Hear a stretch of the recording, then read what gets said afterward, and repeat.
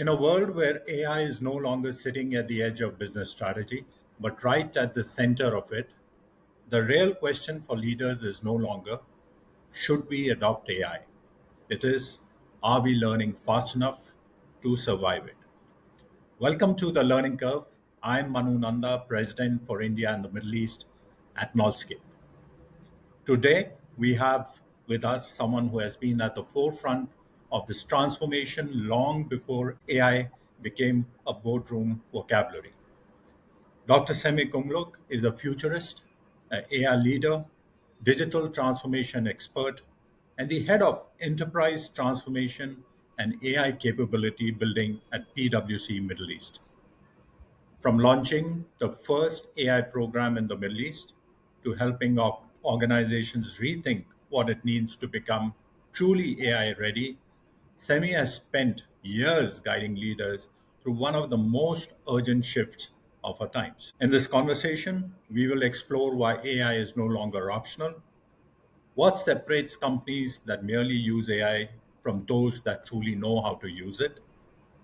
This is a conversation about disruption, reinvention, leadership, and the learning curve every organization must climb before it is too late.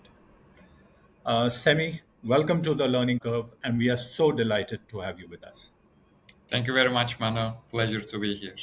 Yes, and I was so looking forward to this conversation. But before we move into the questions, Semi, and this is a bit of a surprise for you, and I assure you it's going to be a nice surprise. We are going to have a quick rapid fire questions where, just about 4 to 5 questions coming your way, and would love to hear your thoughts before we deep dive into the real conversation. Okay, sure.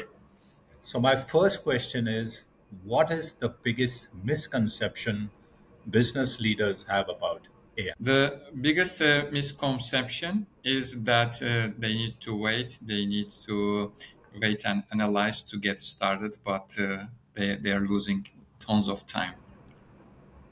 Yes, very well said, and I so very agree to that.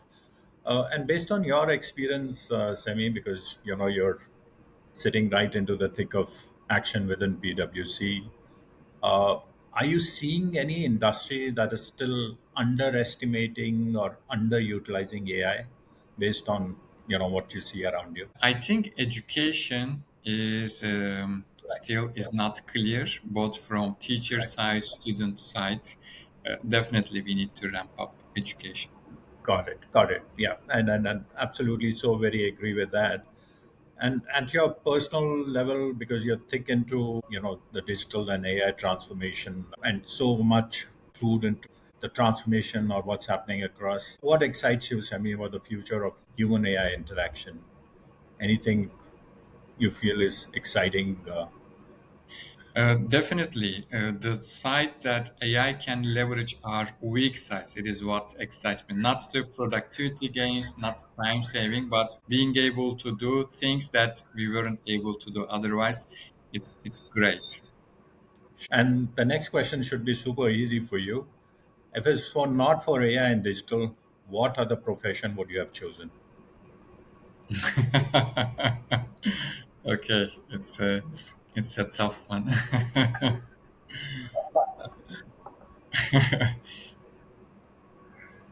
Okay, so I just swam this morning. I might actually went into a sports career. Oh, super, super. And I was actually going to ask you that because, as part of your LinkedIn, you are a swimming coach as well, if I'm correct.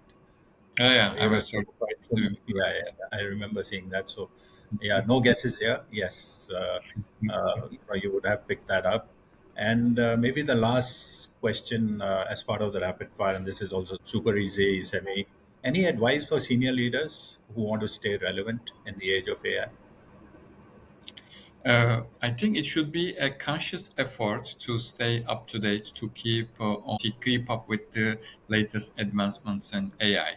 It can be following some threads or some newsletters. So there are many ways, or even podcasts and YouTube channels if you don't like reading much, for example. But it should be a conscious and regular effort to stay up to date, what's going on and what is in it for me. Two things. Yes, absolutely. And that perhaps can be a good starting point. And thank you so much for that, Semi. We'll now get into a great conversation and would love to hear your thoughts. And my first question here, Semi, is everyone is talking about AI transformation, but what do you think is the real bottleneck? Is it technology? Is it leadership? Or is it actually people? So, for different organizations who have different maturity levels and different industries, also, I think bottleneck might be different. So, from technology perspective, we know AI has limitations, especially in hallucination. But knowing that it can be overcome, or we can set the guardrails or governance mechanisms around it. So, blaming the technology is not really the best thing. Leadership, they have a unique responsibility to set the direction and to get the buy-in first and sponsor or motivate, encourage their teams around AI or AI driven transformation. If it is not there, it might become the blocker. But if we take leadership also as part of the people agenda, and when you consider the wider or a bigger population of people in the organization, definitely it happens to be a blocker for various reasons. It can be the lack of skills in the people, or lack of mindset, or different kind of mindset towards AI. It can be lack of knowledge and ignorance around it as well. So if we don't solve these, actually all of them might be a blocker for any organization. Absolutely. So very well said. And if I were to, based on my understanding, and I'm just using something that Josh Person speaks about very often, he says that it's not actually the technology problem. It's a mix of people, jobs, skills, work design, everything coming together. And, you've echoed the same thoughts because we know that technology exists. The bottleneck end of the day then, can also be in terms of human readiness and something that you mentioned on building that mindset and culture before you get into the transformation that happens. My next question as I move along, Semi, is when an organization says that we need to upskill our people in AI, where should they actually start? Because that's something that a lot of our listeners who would be clued in to this podcast would want to know. Because the transformation, everyone is keen that things need to move fast. People behind the transformation, where do you actually need to start, from the upskilling point of view? At the organizational level, and if we are talking about the starting point, I think it should be Yeah. leadership. As I Right. mentioned in my previous answer, also, leadership has some new responsibilities. We call it even, we need new breed of leaders in the time of AI. They need different mindset, different approach, especially like failure mindset or being open to failure, etc.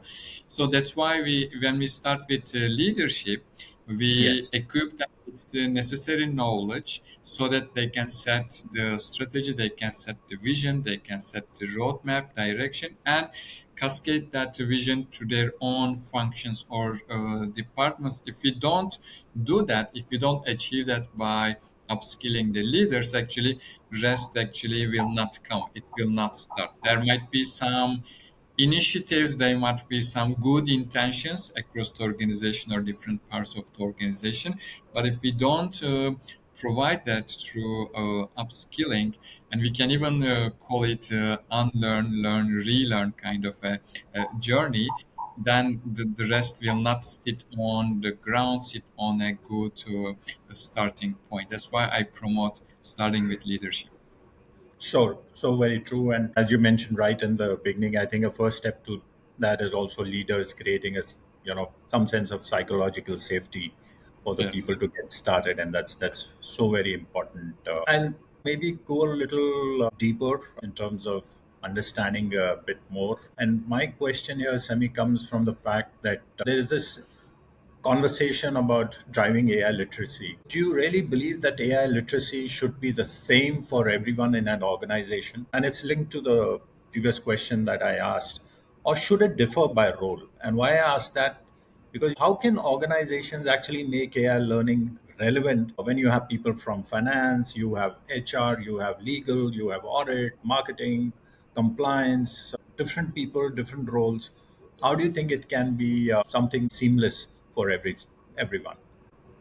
Definitely, it should be customized because different levels, different people, different roles in the organization have different responsibilities actually to play towards AI driven transformation. It is not only about the different aspects of AI, but actually a different role and responsibility to take to help organization achieve that goals. Starting with leadership. Leadership should know, as I said, should have the necessary knowledge to set this strategy and direction.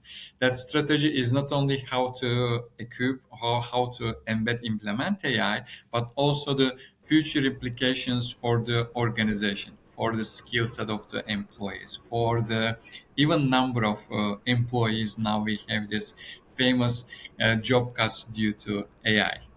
So leadership needs to be able to do that. It's their role, and they should actually take that role and responsibility, if not already. Then, of course, I'm a firm believer of in-house expertise. We can call it AI Center of Excellence, AI Engineering Team. It can be under IT, under data teams. It doesn't really matter. But to be able to control the quality control, the input output of the models, and also at the confidentiality sensitivity level have our own local environment, local access to everything that we do. We need to build that expertise, and they should be technical experts. They should learn, they should know everything from machine learning to deep learning to large language models, now AI agents, of course. So they are the go-to people within the organization. They are the cradle of AI-driven innovation in the organization. Then third level, we need some kind of translators between this cradle and the rest of the organization, because the rest of the organization, they're not so much interested in technicals, they're interested in solution at the user level, at the problem level, or at the innovation level. But the technical team, they cannot serve the entire organization. They cannot necessarily understand, interpret the data, the input, output of the entire organization. So those translators, we can call them AI champions, sitting in different business functions. They have both functional knowledge, business knowledge, and also some intermediate level AI expertise as well. So they are the bridge between the two groups. So if, let's say, we will create an AI agent for HR team, so that person is the first to try that out, to test it with the team. If they need extra support, then they go back to the center of expertise for a bigger project, better support, or technical support as well. And for troubleshooting, or when we need to configure, update the agent, etc., they are the ones who are capable of doing that. So they are achieving this citizen-led innovation. And finally, fourth layer is all the rest of the organization. For them, I follow the IKEA model. You know, when Yes, you buy something from IKEA, when you build it, you don't go through carpenter education. You just follow the instructions on the booklet. And absolutely. Yes. you don't need a full toolbox, which is 10 kg, but the thing you buy comes with the necessary tools to fix it as well. So how do we provide the necessary tools and necessary knowledge to the rest of the organization for them to innovate with AI? That necessary knowledge is for marketeers, some templates for marketing. For finance, being them making them able to create agents for financial operations, for accounting, for legal, for supply chain, for the rest of the organization, etc. To the point, so that they can start using AI the next day after the training. So we should have this both comprehensive and layered approach to have not to leave any part untackled, and no gaps towards AI-driven transformation. Sure, and it's so brilliantly put, Semi. And while you've spoken about the four layers, you know, there has to be an owner of implementing the entire AI strategy. Any thoughts in terms of where that ownership should lie? Does it rest with the HR team? Does it rest with the, say the chief digital officer, or does it stay with the CEO? Because that's a bit of struggle that we have seen. Sure. It's a very tricky term. When we say Yeah. AI strategy, actually, I prefer using AI vision because Right. I ask this tricky question in my sessions when I facilitate. I ask, should your organization have an AI strategy? All of them raise their hands. I say, no, you shouldn't have a standalone AI strategy apart from your business strategy. AI strategy or AI vision should be an enabler to achieve your business goals. It can be to go to your revenue target faster. It can be reducing your cost, or it can be innovation. It can be providing better customer service, customer experience, etc. Otherwise, we just do AI for the sake of AI, do technology for the sake of activity. No, I'm a firm believer of business-driven AI innovation or business-driven technological innovation. It should just only serve our business goals. Other than that, it is a bit tricky. So many organizations started having formal chief AI officer Yes. roles. It's usually a technological, technology oriented role, but also in some organization it has this transformation or leading the transformation agenda as well. I think it is the best combination. Like if you look at product, the title or responsibilities, three pillars of product manager, so something in a bigger scale, both looking at business side of things and also technological side of things. So sitting in the middle between IT and business, so not reporting to IT, not reporting to business, ideally reporting the CEO directly. So the strategy is, at the end of the day, is directly owned and driven by the CEO themselves. I think this is the ideal setup. But nevertheless, every part should take their own roles. As you rightly said, HR, for example, Yes. HR should own this role to prepare the organization and employees for the future, because not everyone has the same appetite towards AI, but we don't want them to be in a position, oh, your role is obsolete. Sorry to say goodbye to you. I think HR should take that responsibility, have a future look, future snapshot of the organization. We have 1,000 employees today. How many human employees we will have 3 years later, how many agents we will have, how many robots we will have, etc., to do the things that we will need to do 3 years later. And in that way, what should the skill set of the employees should be in each department, in each function. So we start that upskilling, reskilling journey from today. So they need to play their role. So maybe someone in HR should report to the chief AI officer, or part of that transformation program definitely should tackle organizational and people aspects. So brilliantly put, Semi, and what you mentioned, that business is strategy, AI is vision, and if that happens, it's only then when organizations can move beyond their legacy habits. And in terms of how the markets are now moving, to be faster, to be more data driven, and take more, if I were to say, more AI enabled decisions.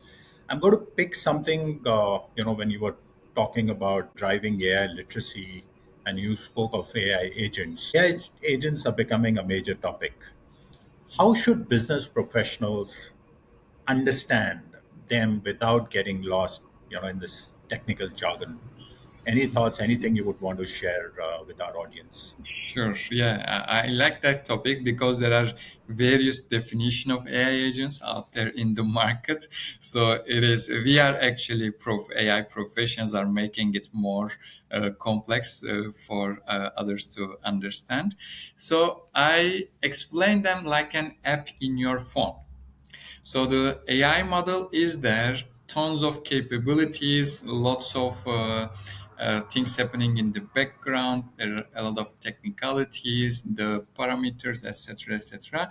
But we don't use all of them every time. Similarly, in our phones, we don't use all technical features of our phones every time. We use different ones, relevant ones, through different apps. Sometimes voice, data, GPS, Wi-Fi, you name it. So think of agents like that. For different purposes, we create some like apps, agents, which is smaller or which is for a specific purpose, for a narrow focus, but you don't need to write the same prompt every time. Similarly, you are not seeing the code behind the app. It is done by the developers. You are not seeing the prompt, or you are not changing the prompt or need to write long prompts every time. So you create an agent once for a specific purpose. Let's say data analysis agent. So every time you upload the data to that agent, it is going through the steps that you predefined in the system prompt, and it is giving you the same analysis every time. So you don't need to write those long prompts following different prompting techniques every time. So this is the simplest definition of agent. But when you embed that agent to a workflow, then the real magic happens. It takes the real-time data automatically or regularly and runs the same analysis that you define and does the follow-up actions that you define, sending an email, preparing a presentation, or putting the output to somewhere a shared folder location that you define. So it is the next level. We need some governance things around it, because when you let AI to work in autonomously, it needs to run perfectly right. We are not there at that level yet in many instances. But when you start creating that agents, I said you don't need to write that or prompt every time. It is also in a team setup. It is helping you achieve standardization. So everybody in your team using the same agent, you know that they will get the same output in a standardized way. The language, the style, the format template will be the same. So it is also helping us achieve those. Or you want your team to get better in advanced analytics, better in maybe financial reporting, but they are not there yet. So when you let them use this agent, it is also leveraging that skill. So along the way, when as they are using the agent, they are learning to do it, or they're able to perform those tasks. Agents are really quite a big thing. I think we didn't really discover that yet, but it will be the thing of rest of this year and definitely 2027 as well. So super. I mean, you've explained it so very well. Just to simplify it, Semi, you don't actually need to be a coder. If you have to create AI agents and all, it can be done by anyone. It's my understanding, right? Yeah, definitely. You are using long prompts. We use them Yes. system Yes. prompts, which is Yeah. embedded into the agent, and Right. you start using it, and you can share it with others as well. Super, super, super. We'll go beyond, and this entire thing about what we spoke right in the beginning in terms of driving AI literacy. We spoke of upskilling. Uh, how do you go beyond a certificate? Because any upskilling is always linked to a certification coming or a certificate coming. How can you make an AI upskilling program credible, valuable for the learners, and not just another training certificate? I think it should start from the impact that you want to create. Right, A right. certificate should only be a tool to validate that you obtained those skills, maybe a third-party validation and external validation. But it is not a direct proof that you can apply those skills. But when you create that program, enrich with different program elements, certifications, some projects, but always the impact in mind. So we have our impact equation for that. When we design programs, we are actually reverse engineering it. So a client wants to achieve time saving. A client wants to keep their team size but double their revenue. So when we start with those impact that we want to create in the organization, then it is very very easy to create the program as you rightly said. So do we need how many people we need to certify in specific topics? Who needs to be able to create agents? How many agents we need to create? And who will use how many agent users we need, who needs to be skilled in the algorithms, who needs to go more technical at the infrastructure level, etc. So drawing the picture and then preparing the roadmap backwards becomes much clearer. So there should always be that impact element, practical element, the project element attached to the certification program. Sure. The way you put it across is absolutely so relevant. So, my understanding, a credible AI upskilling program is one that changes how actually people work. And it's not just what they claim on a certificate, because I think end of the day, you need to see that business impact coming. You need to see a change in behavior. And, what you rightly said is the measurable outcomes, or, how the practice is actually improving.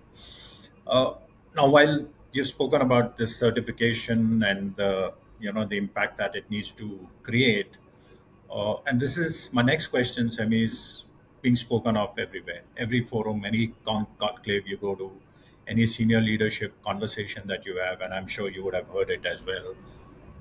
How do you actually measure whether AI upskilling has actually worked? Because we are speaking about impact, we are speaking about a behavior shift, but when you look at the real ROI coming, how do you actually measure whether AI upskilling is working or not? Yeah. Now, actually, AI agents is making our lives easier in that sense. So one solid fact we can check is number of agents created as a result of the training. During the training, after the training by the participants who went through that training. But this is becoming a common KPI, how many agents we have in the organization, and we have goals as well to create 100 agents, 1,000 agents by the end of the year. But almost no one, so I didn't hear anyone yet, is looking at utilization of those agents. So I think it will be the next thing that we will start. So definitely listeners, watchers of this podcast would have start thinking about it. Like what is the utilization of those agents? How many times every day each agent is being used? How many people are using active users of those agents we have monthly, weekly, daily, etc., based on the role definition of the agent.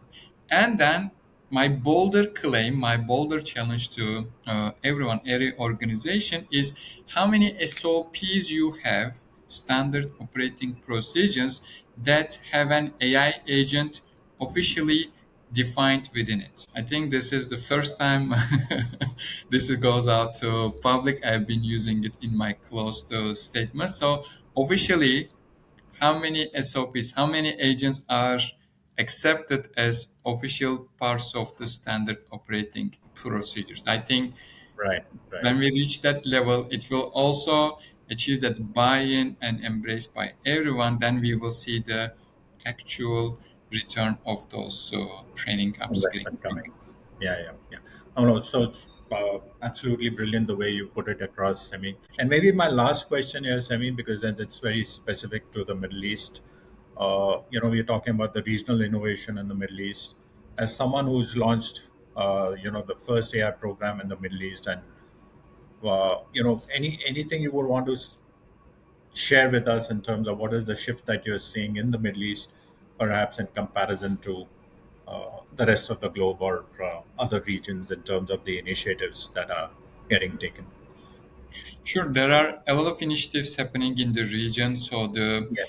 government adoption and country leadership adoption, or direction set by the leadership, is immense. So not comparable to anywhere in the world. So if you remember, couple years ago, Abu Dhabi government set the vision to Yes. become world's first AI native government by 2027, and they are doing a lot of projects, a lot of programs to realize that by next year. And recently, just literally last month, Dubai's ruler Sheikh Mohammed announced that UAE 50% of UAE government will run on AI agents. And following that, Sheikh Hamdan, the Crown Prince of Dubai, Sheikh Hamdan announced that it will be mandated to the private sector as well to adopt 50% AI agents to their operations. So this is unmatched anywhere in the world. We are saying the Yes. AI innovation is coming from US, China, EU is a bit behind because of the restrict regulations, but government direction to adopt AI is unmatched, definitely. So we will see great things happening in the near term. So the Yes. lives will be of the resident citizens will be much easier. The operations will be smoother, and we will have many innovations coming out in the way as well. New forms of also solutions will be created to be used by the people. So exciting times to be, exciting region to be in if you are fond of AI. Yes, absolutely. And it's, what's visible is that entire shift that's happening across, I would say, in the GCCs is moving away from an oil-based economy to more diverse, which is, digital AI consumer in a big way. And maybe one last question, and I'm taking this, Semi, from, again, our conversation on AI agents. Uh, the shift is rapid, and, as you spoke of, how does the role of a strategic leader change, when the primary reports may not just be humans, but it could be a mix of, say, human talent and AI agents? So, and that's the future. That's how it's going to be. Any thoughts? Anything you would want to share at this stage? Earlier, when we tried to set the strategy direction, we were able to Yes. make long term plans, but it is not easy or almost impossible anymore because you cannot really see it is changing so fast that you need to update your strategic plan every 6 months, maybe, because the speed of change is like hockey stick, exponential. So it requires, and we are not good at exponential thinkers. We are linear thinkers. So we need to admit and acknowledge that it. So it definitely requires some kind of disruptive leadership in that sense, and also adaptable as well, adaptive to the changing environment, and both at the organization level and individual level. How do we be flexible enough to this changing environment when we have now AI agents? How do we evaluate and take it? Next year we will have new kind of innovation. How do we evaluate and get the benefit of it, etc.? So how those strategic leaders are equipping or preparing their organizations to be flexible, to be adaptive to this rapid change of technology. Thank you so much, Dr. Semi, for this lovely chat. The insights and experiences that you have shared in this discussion is something that I'm sure the viewers and listeners will find great value and learning from, and would have enjoyed as much as I did. I want to thank all our viewers and listeners for tuning into the Learning Curve. We shall be back in the next episode with another great personality and insights on making organizations, leaders, and the workforce ready for the future. Until next time, take care and goodbye. Thank you. Thank you.